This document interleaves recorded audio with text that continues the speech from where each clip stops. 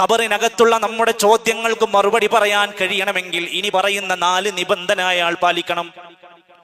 ഒന്ന്, ത്വാഅത്തുൻ നബി മുഹമ്മദിൻ സല്ലല്ലാഹു അലൈഹി വസല്ലം ഫീമാ അമർ.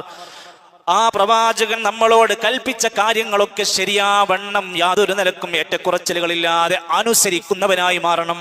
നിബന്ധനകളിൽ രണ്ടാമത്തേത് തസ്ദീഖുഹു ഫീമാ അമറ അഖ്ബർ. നബി സല്ലല്ലാഹു അലൈഹി വസല്ലമ തങ്ങൾ ഏതൊരു കാര്യമാണോ നമ്മളോട് പറഞ്ഞ് കൽപ്പിച്ചു തന്നതെങ്കിൽ അത് സത്യമാണെന്ന് അംഗീകരിക്കും. മൂന്നാമത്തെ നിബന്ധന ഇജ്തിനാബു മാ നഹാ അൻഹു വസജർ.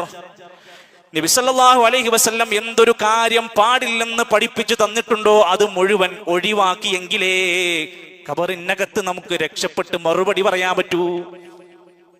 ഇവിടെയാണ് നമ്മൾ പലപ്പോഴും കുടുങ്ങിപ്പോകുന്നത്. നബി തങ്ങൾ പലിശ പാടില്ലെന്ന് പറഞ്ഞിരിക്കുന്നു, പക്ഷേ ജീവിതത്തിൽ പലിശ കൊണ്ട് നടക്കുന്നവരാണോ? നമുക്ക് ഉത്തരം കിട്ടില്ല. കച്ചവടത്തിൽ എത്രയോ ഇസ്ലാമിക നിയമങ്ങൾ പഠിപ്പിച്ചിരിക്കുന്നു, അത് പാലിക്കാത്തവനാണോ ഈ കൽപ്പനക്ക് അയാൾ എതിരാണ്. ഒരു ഭാര്യ എന്ന നിലക്ക്, ഒരു ഭർത്താവ് എന്ന നിലക്ക് ഇസ്ലാം പറഞ്ഞ ഒരു ചട്ടക്കൂടുണ്ട്, അത് ലംഘിക്കുന്നവനാണോ അവൻ ഈ കൽപ്പനക്ക് പുറത്താണ്. അല്ലാഹുവിന്റെ ദീന് പറയുന്ന പാടില്ല എന്ന് പറഞ്ഞ കാര്യങ്ങൾ ചെയ്ത് നടക്കുന്നവരാരുണ്ടോ ഈ ഖബറിനകത്തുള്ള ചോദ്യത്തിന് മറുപടി ഉണ്ടാകില്ല. നാലാമത്തെ നിബന്ധന അല്ലാ യുഅബദല്ലാഹ് ഇല്ലാ ബിമാ ശറഅഹു അലാ ലിസാനി നബിഹി സ്വല്ലല്ലാഹു അലൈഹി വസല്ലം. ആ പ്രവാചകൻ പഠിപ്പിച്ച രൂപത്തിൽ അല്ലാഹുവിനെ ആരാധിക്കുന്നവരായി മാറണം.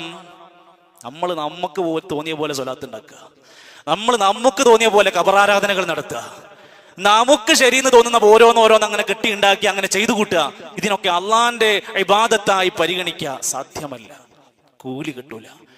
നബി തങ്ങൾ ദീനായി പഠിപ്പിച്ചതിനെ പാലിച്ച് ശർആയി കൊണ്ടു നടന്നവൻക്കേ പരലോകത്ത് അല്ല ഖബറിനകത്ത് ഉത്തരം കിട്ടുകയുള്ളൂ.